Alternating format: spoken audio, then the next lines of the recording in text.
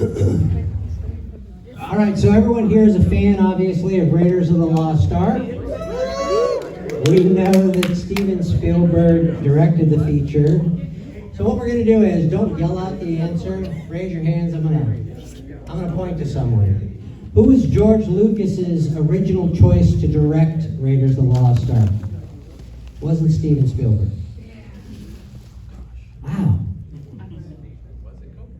Wasn't Coppola. I'll give you a hint. Go ahead. Was it Philip Kaufman? His name is in the credits, yeah. Philip Kaufman was the guy who originally directed. Four of those tickets. How many do I hand? Oh, okay. Doing 4 packs. Wow. Everyone is It's a great very exhibit. excited by Sala. Who played Sala? Thank you. Who was the studio's original choice to play Sala? Go ahead. Danny DeVito is correct. 4 tickets? 4 tickets. You imagine if Danny DeVito was in there? I am missing you already. Let's see. John Williams, of course, is iconic for his soundtrack. He's got 52 Academy Award nominations. In how many decades do those 52 nominations take place? Go ahead. No, a total number of decades. Go ahead. Nope. Go ahead. 7 decades. The man has 7 decades of nominations, second only to Walt Disney. How many wins does John Williams have? A little bonus question. 5, that's correct. Do we have more tickets? No, I gave the last 4 away. Yeah, I have some more. Look at that. Bring this. Guys, it's a really great show at the museum. You gotta see it. If you Yeah. love movie posters and art, anything. So What was your favorite poster? there. Yeah, Oh, Raiders. My Raiders. favorite, of course. There it is. Followed by the big sleep, just because it's mine. Yeah. Anyway, who? Oh, back there. No, he got it. Oh, the original. Okay, sorry.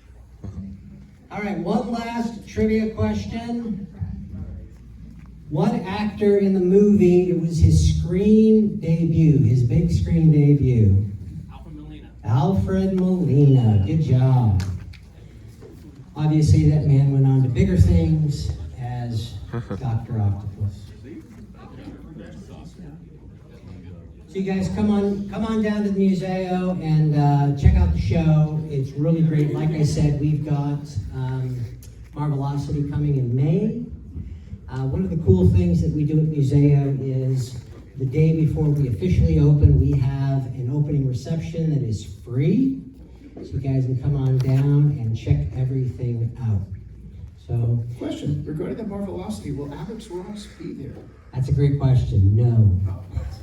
Because I'm actually trying to interview him for my documentary because I understand he's a huge Amsel fan. He is, yeah, but he basically doesn't travel anymore. He likes to stay in Chicago.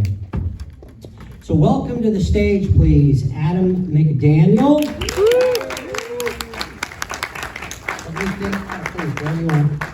What do we think of that phenomenal little preview for his documentary that's coming up? Pretty cool, yeah? Now, again, that was just a very rough, this was done 2 years ago. No color correction, no music, no sound tweaking, and 2 critical interviews we've done more recently that we had yet to edit into that. First was with actor Paul Freeman, who played Belloc. He gave some great sound bites, absolute gentleman, most piercing eyes I'd seen on any man since like Paul Newman, like in the 90s when I was in New York. So I was a little Star Trek. Another person was Sid Ganis, who was the VP of Lucasfilm at the time of Raiders. And he was also a former president of the Motion Picture Academy. Excuse me. So, I have not been able to interview Lucas or Spielberg or Ford. I've approached them many times. Many people have I've done over 60 interviews throughout the country over the course of 10 years. But Ganis was great because his interview, which took 8 years to finally get on the books, because he was living in Europe for a long time. You know, I've been approaching people for years, and it takes a while. But Gannis, when he emailed me, and he, months in advance, he's like, okay, well, I'm going to be in LA in October. How does 2 p.m. Friday, October 13th work? And this was back in like August. I'm like, sure, just pray I don't get sick. So anyway, so we did the interview, and he was able to talk about Lucas and Spielberg and Harrison Ford's reaction to seeing Amsel's work, particularly the re-release poster here. And he mentioned when Ford saw that, he's like, yeah, that's not bad. Which from Harrison Ford, that's like singing praises. So Adam, you were telling me that this is the re-release in 1982 after Raiders had kind of become a runaway monster hit. But he did the original poster as well, which I think is on the back of your Frida poster. Yes. You take a look at that. That's the original poster he did. And he hadn't seen the movie at the time. So that was based on blurbs and stills. Yes, the artist, and Drew Struzan actually did a beautiful poster for Raiders too that was used in a number of international markets. But Struzan had talked about how no one had seen the movie at that time. They were given a handful of stills and just like a bare bones paragraph of what the plot was. So Amsel did that poster. When he did the re-release, by that point he had seen the movie, so it wasn't just a poster for Raiders, it was a poster for the phenomenon that Raiders had become. And how different in tone it is from, if you look at the first poster, Indy is something of an enigma, and it's a certain darkness, more intense look to the poster. Whereas the re-release, he has that smirk smile, and I think if any other artist did that, it would seem cheesy, but it works. And the montage and everything like that, and of the two pieces, believe it or not, my favorite was always the re-release. I mean, that was when I first saw that in '82. I was a huge fan of Raiders when it came out. So when they were re-releasing in '82 with much fanfare, I saw in the newspaper, this New Jersey Star-Ledger, the black and white version of that. I'm like, oh my God! And that was the first time I really noticed the Amsel signature. And it was everywhere. You see it, TV guide covers. I mean, he was like the leading illustrator of entertainment art from the 1970s to early 80s. Yeah. And then suddenly the art stopped. Yeah. And I didn't know. I just assumed, his work was so prolific. He was this old man who finally decided to retire. It wasn't until many years later, after I moved to LA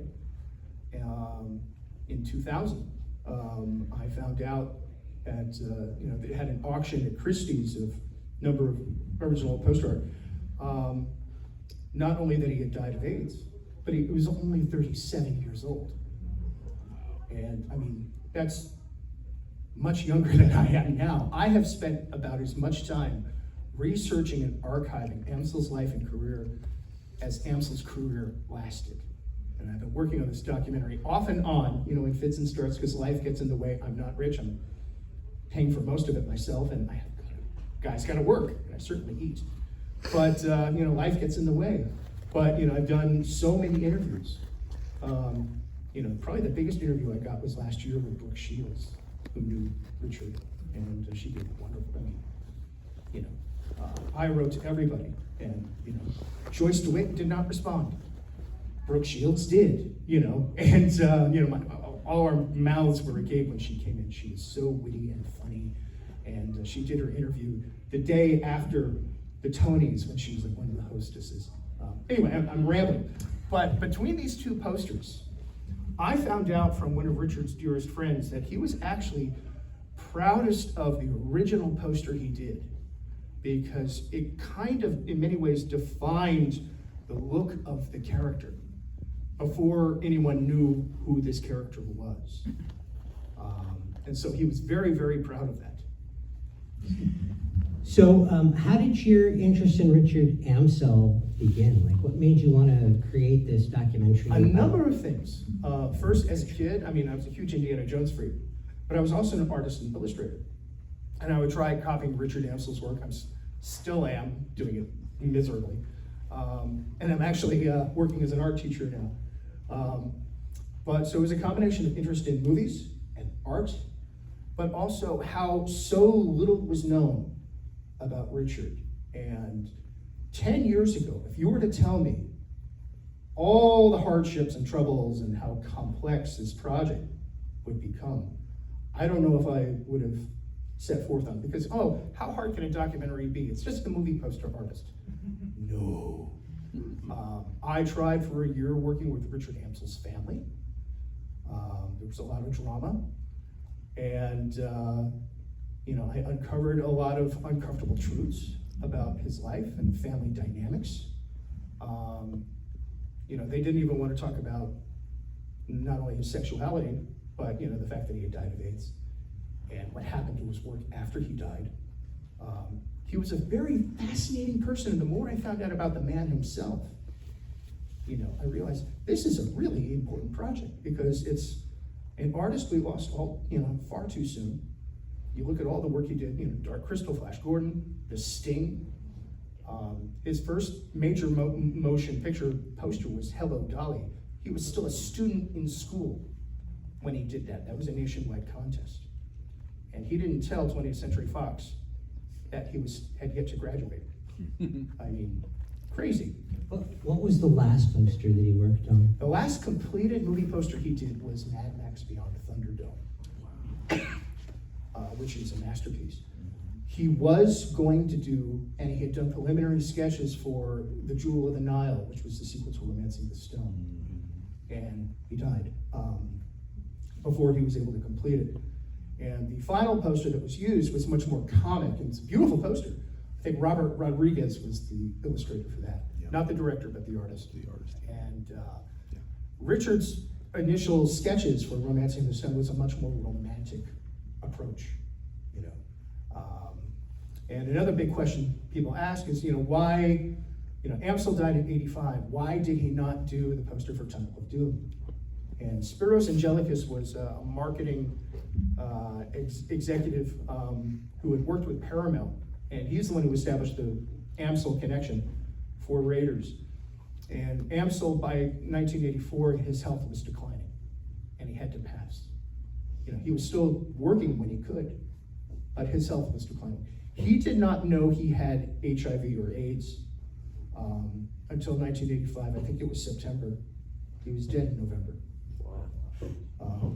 And you have to put it in perspective, because, and this is another thing why the documentary is so, personally important. It's, dealing with, it's kind of historical record. And so many people, who I've interviewed for this film, who are friends with Richard, there are not many in the world who are left. It's not just because of the passage of years and, people have died. I mean, 6 people I've interviewed so far across the film have since passed away, including, you saw him, David Bird, with heavy glasses and bald.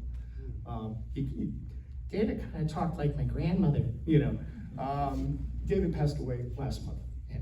Oh, wow. He became one of my best friends, and this film would not have been possible without him, and I miss him every day.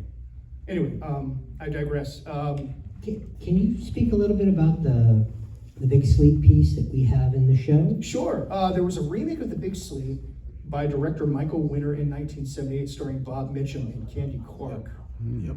I myself am not the biggest fan of it. I love the poster. And I just remember collecting Richard's posters all the time. And Michael Winner passed away relatively recently, a year or 2 ago. And some months back, his estate was up for sale in the UK, including his artwork, the actual final artwork, illustration that's used for the poster. And I got it. And, I ain't no rich boy. I mean, I work as a teacher. I mean, come on. And that's because I can't cut it as a full-time illustrator. But I won the artwork. I'm still paying for it, but I won the artwork. So when I heard about this show at the museum, I'm like, you guys gotta, see this. And I have some original Bob Peak work that's also on display, black and white comp for the Dark Crystal. And ironically, Amsel actually did the final poster for The Dark Crystal, which is one of my favorites too. Another person I interviewed for the documentary was Cheryl Henson, Jim Henson's daughter. And that was a wonderful interview. And that was a bittersweet experience too, because I've been working on this film for so long. And I had the interview with Cheryl Henson on the books for a long time. She's in New York. We had it scheduled. And then about 4 days before this interview was going to happen, my father died. And so I let them know, and I'm like, well, we still have to do this interview. And she was such a sweetheart, and she says, she gave me a hug. She's like, I know what it is to lose a father. And that really moved me. So she gave some wonderful testimony about Amsel's work on the Muppet movie and The Dark Crystal. And another person who gave a great interview was Dylan Struzan, Drew Struzan's wife. I had been in talks with Drew for many years. And, is everyone familiar with Drew Struzan? Yeah, I'm sure you got his work. Of course you are. Every movie. Harry Potter, Star Wars. Yeah. Exactly. And Drew has done posters for the first 4 Indiana Jones films, including Raiders, like international stuff. And Drew was kind of on the fence for a while, and he had some health issues, so unfortunately he wasn't able to do a final interview. But Dylan, his wife, and Muse, who's also a very gifted writer, gave a fantastic interview, which I'm forever grateful for. And it's funny, I'll mention this now, as we talk about Dylan. And my friend David, who I mentioned. Richard was a very complex, eccentric, in many ways private, soft-spoken person. Among his friends, he could be very, very funny, dry sense of humor, but he had certain quirks about him. And I remember talking to David and asking the question, do you think Richard was on the spectrum?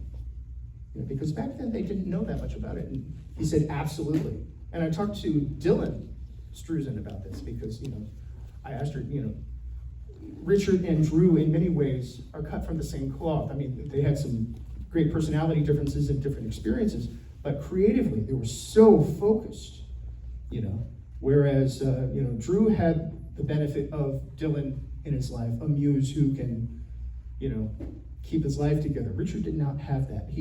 Richard is someone who had many, many love affairs, but he had no great muse. And he suffered because of that. He had a lot of problems. He owed a substantial amount of money to the IRS because, he wouldn't file taxes. Not because he was trying to be deceitful or deceptive, just he was lazy, or so focused on drawing. His mind just filtered out everything else. Another thing about Richard's personality is that, he had a lot of friends, but a recurring theme I found among all the interviews I've done, and I've interviewed everyone who, from childhood friends to people who knew him in art circles, to Hollywood friends of his, that he compartmentalized his friends. And he didn't do it out of any malice or anything like that. Just that's the way he was. He was very secretive about things, he'd be private about certain things. And in some ways, some people were inadvertently hurt because of that. He had some friends who he would be close to in school or early in his career. And then when he moved on to a new stage in his life, they severed connection. I guess ghosting or whatever. But it wasn't done out of malice. It was just the way he was. So this documentary has become, and I'll use 2 movie analogies for you cinephiles. It's like Citizen Kane, unraveling a mystery from all these different, points of view.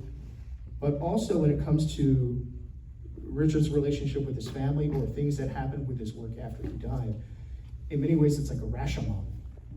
Because I'm getting conflicting, for years I got these conflicting narratives from people. And I've been uncovering the truth, little by little by little. And so that's another reason why this project has taken so long. But it's, it means the world to me. I got to do it. Thank you very much. Do we have any questions? Questions from anyone? Yes, sir. Now, in your total review with the Amsel work, was there anything that you saw that was almost the re-release or the original Reader's poster that was really close, almost tied? like that something else became the Raiders poster instead of these that we know. Oh, well, I mean, like you saw in the montage in the beginning, you know, all these sketches that he did. He did voluminous sketches. Yeah. And there's like one final preparatory color comp that he does, like to show the studios and everything like that, you know, before doing the final piece. And you actually see that in that little animation there, you know. And it's very, very similar, you know. But that was interesting because I wanted to show people the process of his work because he was very, very secretive. Like he would never let anyone see him work, you know. There was one person who actually did see him work. He was crashing in Richard's apartment on his couch one night. Richard worked in a little tiny apartment in New York, and he did not even have a drafting table. He worked on a glass dining table, and he would keep his art supplies in cardboard boxes under the table. You know, but he would do all these, you know, he had a lusograph, which is, for those of you who might know art students, you know, a lusograph is like a projector, but it's huge, you know, that illustrators would use. You don't use it now, but I mean, it's huge, and, you know, Drew Struzan still has one in his studio, you know. It's like something you see in a museum, but, you know, he would use that extensively, but, so yeah, you know, well, what's also interesting with the documentary, and I'm also developing a book, is that Richard did a lot of some of the most beautiful stuff Richard ever did was never used as the posters. He did beautiful work for films like, what's the one with Sally Field that she won the Oscar for? Norma Ray. He did a beautiful one for that. Coal Miner's Daughter. You know, some delicate, beautiful, sensitive. You know, he was very adept at capturing women, you know, female personalities, of beauty and a delicate, sensitive nature. And the studio didn't use it. They would use like photographs, of course. And you know, the studio sometimes would give Richard dictates. It's like, do it this way, do it this way. And Richard always stuck to his own guns, sometimes to his detriment, because he always felt that you know, he pursued what he wanted to do, what he wanted to see. And, you know, it cost him, you know, and even, you know, some of the greatest artists in the world, even Drew, you know, did work that wasn't used, you know, so. One of the things kind of interesting, if you do come out and see the exhibition, it really is about illustrated posters. It's about the heyday of illustrated posters. We start in the silent film era, and we go all the way through to about the 80s, the heyday. There's a section of fan posters and posters that like cinema chains would do for re-releases. There's an amazing Close Encounters of the Third Kind that's phenomenal. There's a Return of the Jedi that's just another phenomenal one. There's a phenomenal Note, and that's a more recent poster, but that is an artist that's gone in and kind of created his own fan poster. You know, as studios started getting more into photographs, I think you're exactly right. It was much cheaper for them, obviously, to do, and they just went away from those illustrated posters. One last thing about the exhibition, one thing that would happen is for the foreign territories, for instance, we have a Planet of the Apes for France that was done, and they would hire local artists to do those. So they wouldn't just necessarily take a poster and put French text on it. They would create their own. There's a crazy cabaret in there that's like 4 legs and a head. It's wild. It's the best. Have you ever seen any like Polish posters for movies? Yeah. Or from India or Asia, you know, or like Ghana. yes. Oh, Yeah. those are like batshit crazy. You know? But they're wonderful. And that's one of the things I love about your exhibit is because you also cater to like recent movements like Mondo, where the fans take it up on themselves. There's a documentary by my friend Kevin Burke who did 24 by 36, which talks about the recent resurgence, you know, with push towards, you know, going back towards illustrated movie posters, where the fans actually took it upon themselves, you know, and that's wonderful. But you know, like when you say movie posters, I think the giants for me Saul Bass, Bob Peak, John Alvin, Drew, Richard. Other artists like Stephen Chorney, it's a good one. But those are, the giants in my eyes. And only Drew, Stephen Chorney are still with us. But, Richard died in '85. Bob Peak died, I think, in '92 of a fall, head injury, And it's just this whole movement of, generations are now gone. And again, one of the challenges I had with the Amsel project is, trying to find people who knew him well. There are not many left. And even then, not just because of the age, but because so many of Richard's friends died of AIDS in the '80s. I mean, to put it in perspective, more people died of AIDS who were simply living in New York City alone, died of AIDS in the 1980s than all the American soldiers killed in the Vietnam War. Just to put it in perspective. And so I interviewed some people, and they're survivors. I asked one person, did you lose any friends? He said, I lost all of them. There was another interview, Gary Simmons, who was a good friend of Richard's.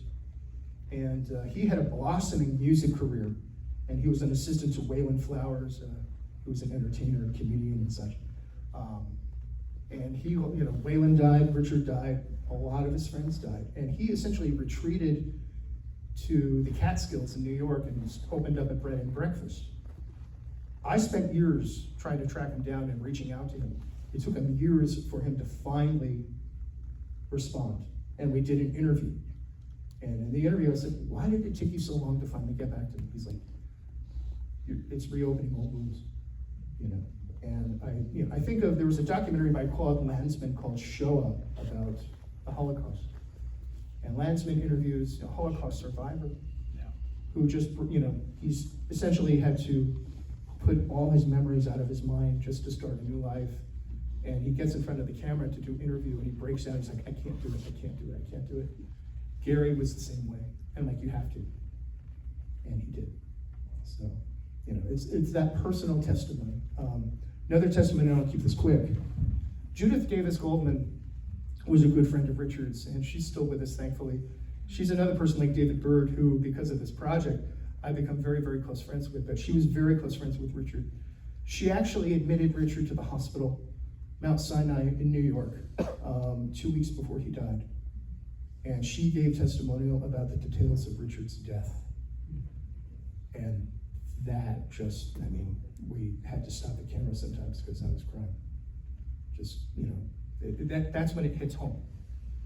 And we go into the detail, so. Any other questions? Yes, sir. I have one more question. Seeing, this type of illustration and everything, though he passed away in 1985, did he have a hand in creating the iconic Back to the Future poster? No, he did not. That was Drew. I understand, Drew did a number of concepts for Back to the Future. I understand, I don't know for sure. I believe it was another artist who actually came up with a concept of Michael J. Williams, looking at his watch, standing next to the DeLorean. But Drew actually did the final work. And that's actually quite common back then with movie poster art. You'd have an artist create a concept, but this, the powers that be would have another artist actually execute the final piece because, no one can beat Drew Struzan. I remember seeing that Back to the Future poster. It's just stunning. One curious thing I learned from Cheryl Henson was that Jim Henson wanted Richard to do the poster for Labyrinth. And he was very, very sad when Richard died because he loved the Dark Crystal poster. And the Dark Crystal was a very unique project because Henson primarily financed that himself. And he actually bought it back, I think, from the original distributor or whatever, because they saw a test print, they weren't happy with it. It was much darker and more mature than they thought. But Henson believed in the project. So Henson had direct say on how the film was going to be marketed. And Amsel's poster for The Dark Crystal told a story. So when it came time to do Labyrinth, which was like a year or two later, and by that point Amsel had died, Ted Kokonis, I believe, did the final illustration. And he says, make it like an Amsel work. So. Labyrinth Labyrinth is actually at the museum. So if you wanted to come and see the Labyrinth poster, you can. Any other questions? I have a couple. Yeah. I was just wondering, in your uncovering of Richard's life, did you find any other mediums that he worked with, like sculpture, or was it mainly just reliant on two dimensions? That's a great question. And two things. He was a very gifted photographer. I'm trying to track down some photographs. He did, but he loved photography. He was always carrying around a camera. And it's ironic, very, very few photos of Richard exist because he's always behind the camera. Another major thing that I found out for the film, Richard loved animation. He loved Disney especially. And he wanted to become an animator. He was teaching himself how to animate. And he actually did a pencil test. Lily Tomlin, who he was friends with, had created a character called Edith Ann, the little girl, in the oversized rocking chair. And he did a pencil test animation of that character. We have not been able to find that footage. It's lost apparently forever. But he wanted to work for Disney. And one of the reasons why he moved from New York to LA towards the end of his life, he moved to LA in '85, just a few months before he died. He wanted to work for Disney, and he was pitching himself. Unfortunately, at that time, Disney animation was kind of at a low point, hand-drawn animation. And they had put a lot of emphasis more on live action films. It's kind of an interesting period. They did films like The Black Hole and Something Wicked This Way Comes. But they did the Black Cauldron, which was, unfortunately at the time, it was very ambitious, but it was a flop, unfortunately. And at that time, Richard had done some concept sketches, and we don't know for what project, if it was something in his head or for something else, like some Egyptian theme, very much like Raiders of the Lost Ark. Animated backgrounds, which are stunning, But that's another one of his unrealized dreams that, he wasn't just a movie poster artist. He did album covers, but he wanted to get into animation. And you can't help but wonder what all the work that could and should have been if he was still with us. To kind of piggyback on that, have you, in your research, found any sort of pieces of background artwork or artwork in general of Richard's that have not been distributed that you feel so strongly about, where it's just like, this needs to be in the hands of a company to utilize for a project? Hundreds. Yeah.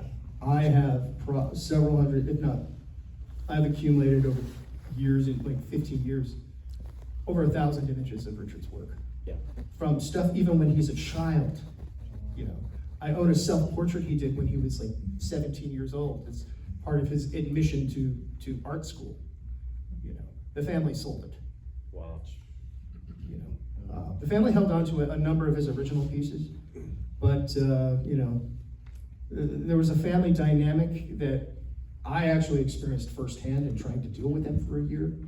I gave them all my work, all my research, all my ideas, everything was not reciprocated at all. And long story short, I'll just say creative differences. But I got to the point where I was I'm gonna do this with or without you. And I had no choice but to do it without them. There was a family member, a cousin, who reached out to me 2 years ago. And she was well into her 80s. We did the interview. She was very truthful, forthcoming, wonderful interview. And she died earlier this year. And I just thank God that I had someone in the family to speak for the family's behalf. And the question, and I'll say it now, because I mentioned this in the film, finally asking a family member, was Richard Amsel essentially rejected by his family because he was gay? Yes, he was. That's what she said. So. As an artist, looking at his work and critiquing it, did he, I don't know his full background, but did he do college and things like that afterwards to improve it, or was this just natural talent? Both. He was always experimenting and developing things. And it's a funny story. I actually interviewed one of Richard's teachers who's still alive. His teacher was very young at the time. He went to the Philadelphia College of Art. Then it was rechristened the University of the Arts. They closed last year due to, I'll just say, shenanigans. But anyway, one of his teachers I interviewed gave a wonderful interview, and Richard it was like a God-given gift. And the art teachers, if any of you have gone to art school, it's like it's not even fostering creativity. In some ways, it's just hell. It's just you're not encouraging people. You're just scolding them, whatever. And it's funny because Hello Dolly was Richard's first big poster. He was, I think, a junior in college when he did that. And the funny thing is, one of his teachers, it wasn't the teacher who I interviewed, it was another teacher who, I won't say his name, but Richard had a homework assignment for that week. And he didn't do it because he was busy working on the Hello Dolly poster. And so the next week, the class happens, and Richard tells the teacher, "I'm really sorry, sir, I've been busy doing this other thing." The teacher goes, "Oh, Richard, where are your priorities?" And lo and behold, 20th Century Fox announced Richard Amsel is, his poster. It was everywhere. Understand, Hello Dolly, I think it was something of a box office flop just because it was so expensive. But this was a major Barbra Streisand who had just won the Oscar for Funny Girl. Major vehicle, huge movie, beautiful poster, So, but he experimented with collage. The Hello Dolly, he used, was it a spirograph? Or something like a child's thing where you put a pencil in all these little grooved gears and such, it's like something like the opening credits of Saul Bass for Vertigo. He made flowers of all that, that you see in Barbra Streisand's hat, But he was always experimenting, always experimenting. The problem was, other than his youth, as he got older, he never had time to draw or paint for himself. It was always, because he was always, he owed so much in taxes, and, he just always had to work for himself, and then he had health issues. So, yeah. Do you have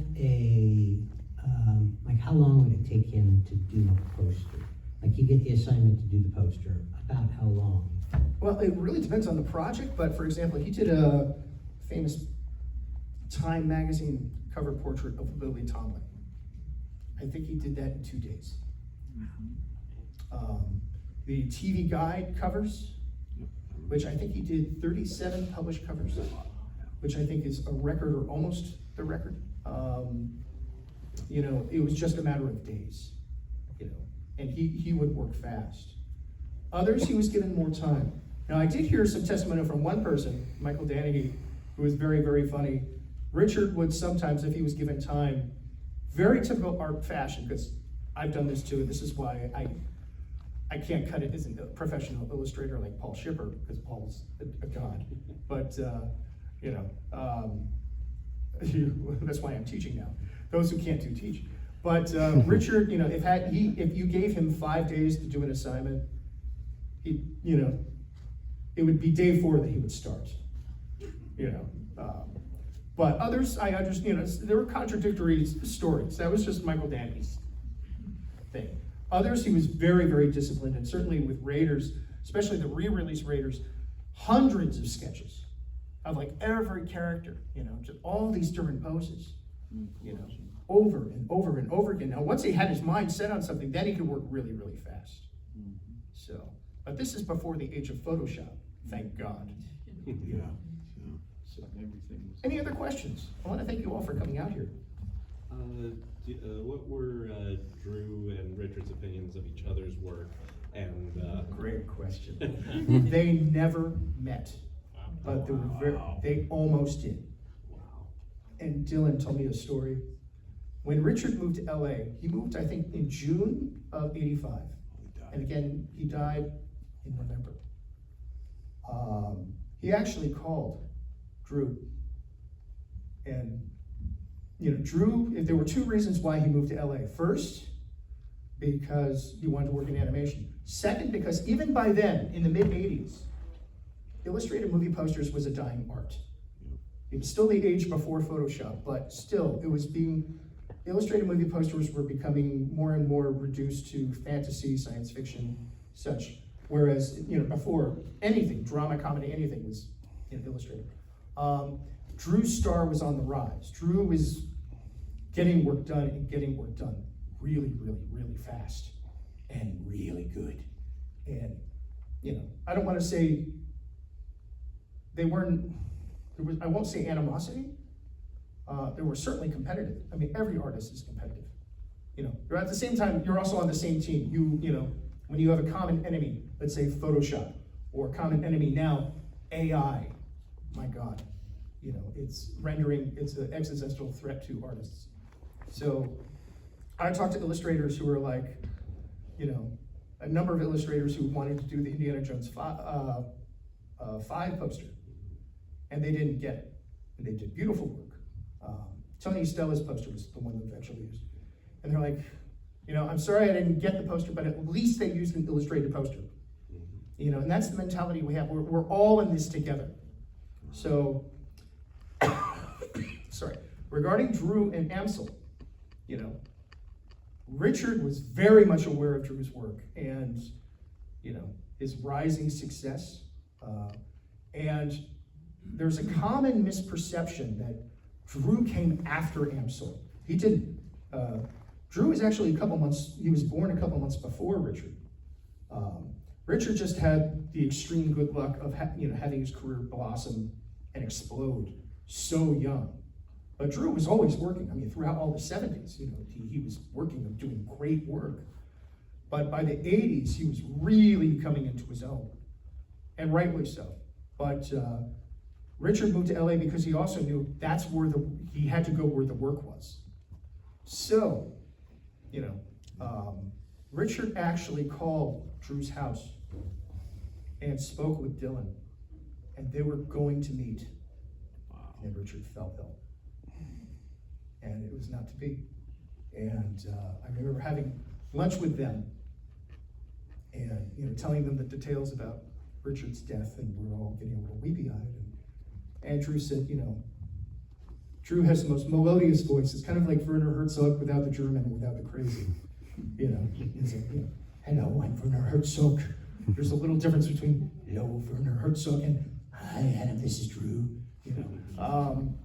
But Drew says, I think we could have been friends.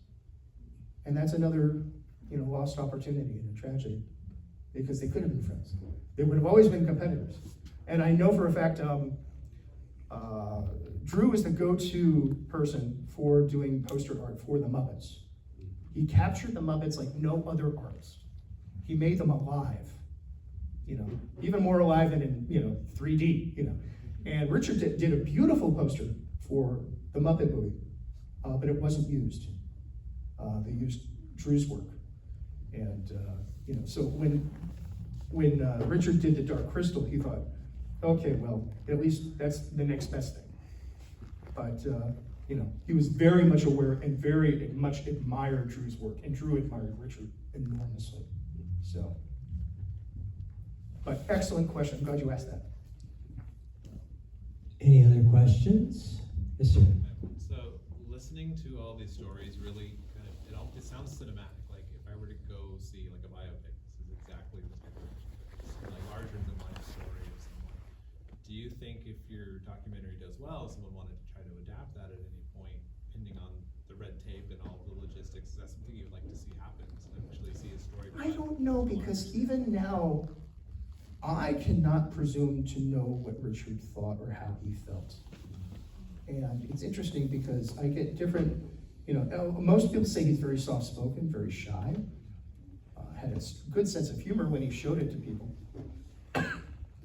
But, very rarely would he ever badmouth anyone. There was one person, Judy Goldman, and also David Bird, who were very, very close friends with Richard. So he shared with them more than most, Amsel is something of an enigma.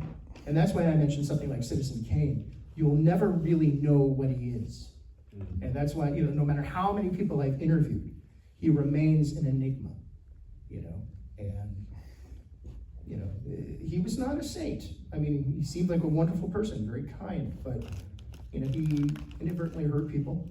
He didn't mean to, he was never cruel, but still. And that's, that complexity in his life, in his work, and, he did drugs. I mean, it was the 70s, everyone did, and he had numerous lovers and such, and just, and another criticism that, I had to kind of defend him for is that, why did Richard put off getting tested for HIV?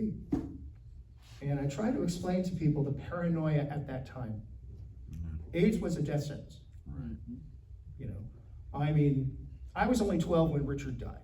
Okay, so I didn't, I'll just say, I'm a gay man, I'm happily married, it's, but I think if I was born 10 years earlier, could I have been a victim myself? And just, when someone says, okay, here's this disease, it's a death sentence, would you want to know? And just think about that. I mean, even look at, I have to get political here. Look at what we went through with COVID and just wearing masks, for heaven's sakes. So we talk about that. We talk about, the Reagan era and, how many thousands of people were dying, before, the political institutions even addressed the disease publicly. So. But long story short, with the documentary, I'm not playing it safe. I'm trying to touch on everything. So. I got a couple more. I'll make them repeat. But I was just wondering, because we touched on Tony Stella's art for Dial. I'm a huge fan of Tony Stella's work, and that just kind of got me thinking of current artists that are working in illustrated posters that don't just do Photoshop floating head posters. If you have any favorites of them.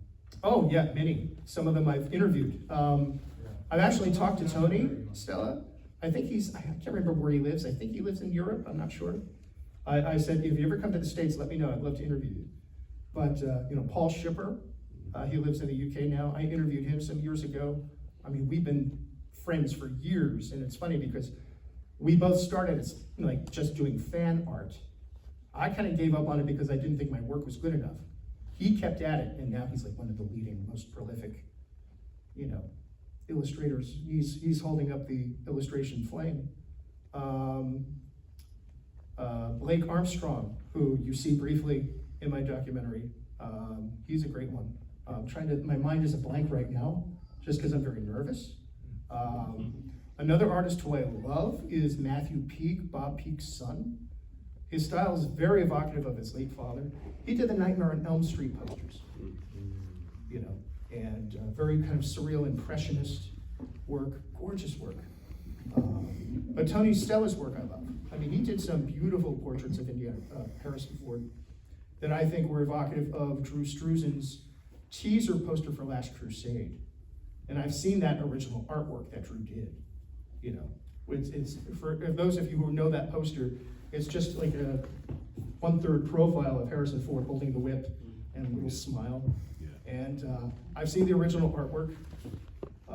I've seen the photograph from which that artwork was derived. And Drew just made it magic, And I think Tony's work for, some of that was very evocative of that. I wish that had been promoted more.